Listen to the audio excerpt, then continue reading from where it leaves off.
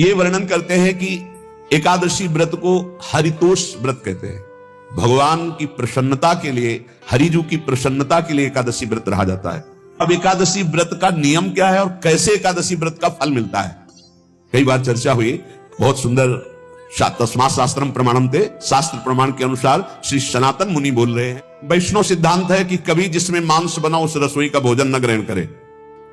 मसूर की दाल, चना की दाल, कोदों और कोई भी शाक, शहद, दूसरों का अन्न, दोबारा भोजन और मैथुन, ये दशमी के दिन त्याग दे। एक बार दशमी के दिन भोजन करे 24 घंटे में, क्योंकि एकादशी रहना है। कांसे का पात्र, जिस रसोई में मांस बना उसके भोजन का त्याग, मसूर की दाल, चना, कोदों, शाक, मधु अर्थात शहद और दूसरे के द्वारा दिया हुआ भोजन और दोबारा भोजन और मैथुन क्रिया, इनका दशमी के दिन कभी भी प्रयोग ना करें। एकादशी के दिन किसी भी तरह की गेम आदि क्रीड़ा ना खेले। जैसे अब आज व्रत है तो बैठे हैं अपना मोबाइल में गेम खेल रहे हैं, ऐसा कोई भी क्रीड़ा नहीं। द्वित क्रीड़ा, किसी भी तरह का गेम, ये सब खेल नहीं। द्वित क्रीड़ाम च निद्राम च तांबूलम दंत धावनम परापवादम पैशून्यम स्तेयम हिंसाम तथा रतिम कोपम हनतवाक्यम च एकादश्याम विवर्जयेत। एकादशी के दिन उपासक को चाहिए कि वो किसी भी तरह की क्रीड़ा, मनोरंजन बिल्कुल। निद्राम, नींद नहीं लेनी इसको, न दिन में न रात में, एकादशी व्रत। और प्रायः पुराने महापुरुषों ने ऐसा किया है। रामदास जी डाकोर के रात में जाते थे, रणछोड़ भगवान के यहां कीर्तन करते थे जाकर। तभी तो भगवान उनके कीर्तन पर, उनकी भक्ति पर रीछ कर गाड़ी में बैठकर उनके साथ। कितने तो निर्जला एकादशी रहते हैं, हर एकादशी निर्जला। पूज्य श्री मथुरा दास जी निर्जला ही रहते थे हर एकादशी। चलो भैया, आपकी सामर्थ्य नहीं तो जल 2-4 बार ले लो, एक बार थोड़ा सा दूध और फल ले लो, चल जाएगा काम, प्राणों का पोषण हो जाएगा। ये आचरण न करे, एक बार कुछ आहार ले ले, वो भी शुद्ध भगवद अर्पित प्रसाद। फिर द्वादशी को काश्यम मांसम सुराम सौद्रम तैलम वितथ भाषणम व्यायामम च प्रवासम च पुनर्भोजन मैथुने अस्पृश्य स्पर्श मासूरे द्वादश्याम द्वादश त्यजेत। कांस के पात्र में द्वादशी को भी भोजन न पावे। जिस रसोई में मांस बनाओ उसमें आहार न ले। किसी भी तरह का नशा द्वादशी को न करे। शहद न पाए, तेल के बने पदार्थ न पाए, मिथ्या भाषण न करे और बहुत शरीर का व्यायाम न करे, बहुत थकावट वाले कार्य न करे। दोबारा भोजन न करे, एक बार द्वादशी को भी भोजन पवित्र। मैथुन न करे, जिसका स्पर्श नहीं किया जाता, ऐसे पदार्थों का स्पर्श न करे। और मसूर की दाल न खाए। द्वादशी को जो इन नियमों का पालन करता है, दशमी द्वादशी ऐसे और एकादशी ऐसे, तब उसे एकादशी व्रत का फल प्राप्त होता है। जो इस पद्धति से एकादशी, ये जो मनमानी है सब नहीं, हर पदार्थ मिल जाएगा आपको फलाहार में। हर पदार्थ हमको बताया गया कि आपको जो चाहो सब पदार्थ फलाहार का। अरे भाई, हरितोष व्रत है तो हरि प्रसन्नता के लिए एक दिन भूखे रहने बहुत आनंद आता है। पहले भगवत कृपा से ऐसी गंगा जल पीकर के कुछ दिन, फिर कभी कभी निर्जला एकादशी का भी आनंद। बड़े संन्यास मार्ग में थे तो बड़े संयम से सब शास्त्रीय पद्धतियों का निर्वाह होता था। उपासक को चाहिए कि इन नियमों से व्रत का अनुष्ठान करे, मनमानी आचरण न करे। सबसे प्रार्थना जो एकादशी रहते हो, हरितोष व्रत इसे कहते हैं, भगवान की प्रसन्नता के लिए रहा जाता है, रहना चाहिए। जो अपनी आचार्य परंपरा में है, जैसे जिनका सिद्धांत है, पर रहने का सिद्धांत ये श्री सनत कुमार जी वर्णन, श्री सनक जी महाराज, ये सनत कुमार जी वर्णन किए। सनक जी महाराज कह रहे हैं, यदि भगवान का आश्रय नहीं, सत्संग नहीं है, तो इन 4 में से एक हो तो नाश कर देता, फिर चारों हो तो सर्वनाश हो जाता है।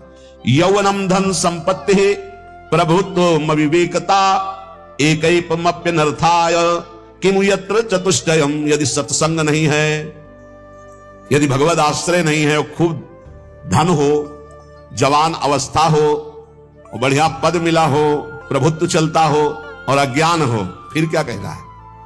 बोले ये चारों जहां मौजूद होते हैं वहां सर्वनाश का खेल शुरू हो जाता है। अगर इनमें से एक हो तो सर्वनाश करने में पर्याप्त है, और अगर चारों हो तो फिर क्या कहना है? यौवनम, जवान हो, धन संपत्ति, खूब रुपया पैसा हो, प्रभुत्व, कोई पद हो, कोई अधिकार हो बड़ा, फिर अविवेकता और अज्ञानी हो, तो बोले एक नाश कर देगा, फिर चारों तो नाश ही कर देंगे। और अगर सत्संगी है तो ये चारों महान कार्य कर देंगे। क्या यौवनम, जवान है, खूब दूसरों की सेवा, मेहनत पूर्वक धन संपत्ति कमाकर माता पिता की सेवा, परिवार की सेवा।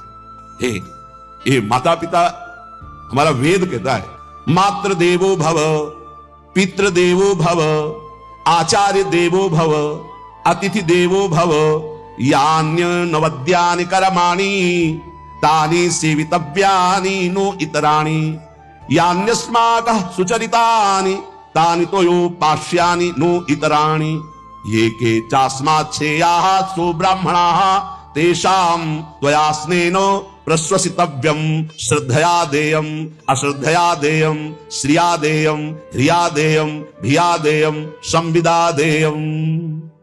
वेद कहता है मातृदेवो भव, माता साक्षात हमारी भगवान है।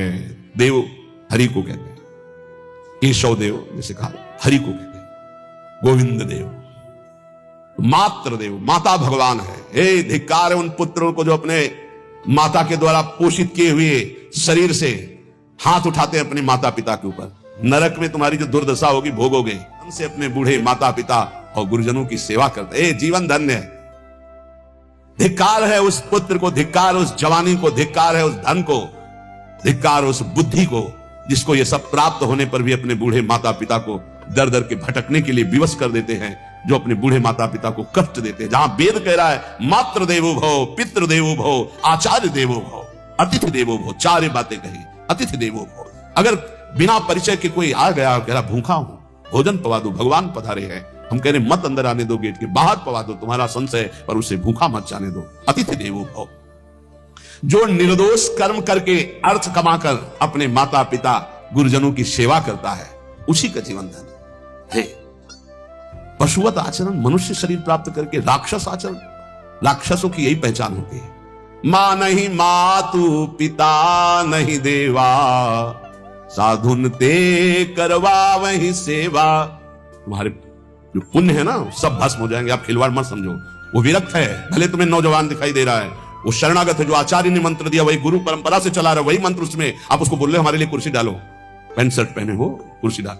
हाँ, आप असमर्थ हो तो हाथ जोड़कर प्रार्थना कीजिए कि बैठने में हमारी टांग टूट गई है, हम बैठ नहीं पा रहे हैं, क्या व्यवस्था हो सकती है क्या? याचना इस कोटि की। आदेश, बाबा जरा कुर्सी लाना, बाबा तो कुर्सी रख देंगे, आप उनको तुम भिक्षुक समझते हो, सारे सुकृत तुम्हारे नष्ट हो जाएं। ये जो संतों के द्वारा दिए हुए आसन में ये अयोग्य पुरुष बैठ जाते हैं ना, इनके सारे सुकृत नष्ट हो जाते हैं। ये क्या समझते हैं?